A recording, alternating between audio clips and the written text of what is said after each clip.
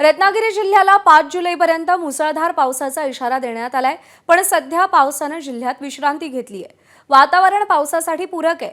मुसळधार पाऊस मात्र कोसळत नाहीये। भात शेतीची कामं पूर्णत्वाला जाण्यासाठी त्यांची लावणी करण्यासाठी पाऊस गरजेचा आहे।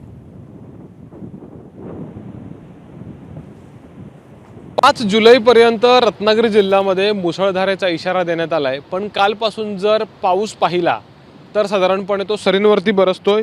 अनेक वेळेला पाऊस हा मोठी विश्रांती घेतोय।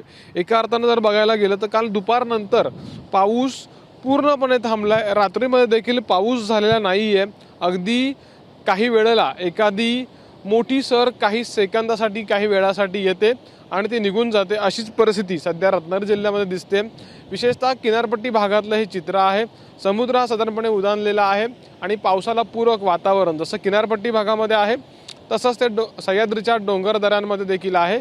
आणि सध्याचा जो पाऊस बरसतोय त्याचा कुठलाही परिणाम जनजीवनावरती झालेला नाही आहे। नद्या नाले यांच्या पाणी पातळीमध्ये वाढ झाली आहे, पण पूर परिस्थिती किंवा पूर येईल किंवा दुतडी भरून नद्या वाहतील अशी परिस्थिती अद्याप तर निर्माण झालेली नाही आहे। त्यामुळे साधारणपणे जूनमधला पाऊस पाहता किंवा जुलैमधला पावसाचा पॅटर्न पाहता आणि कोकणात साधारणपणे या काळात जो पाऊस अपेक्षित असतो तो एका अर्थानं झालेला नाही आहे। अपेक्षा हीच आहे की जुलैमध्ये जूनमध्ये असलेली पावसाची कसर हा वरुण राजा भरून काढेल। कॅमेरामॅन महबूब शेखसह अमोल मोरे, एबीपी माझा, रत्नागिरी।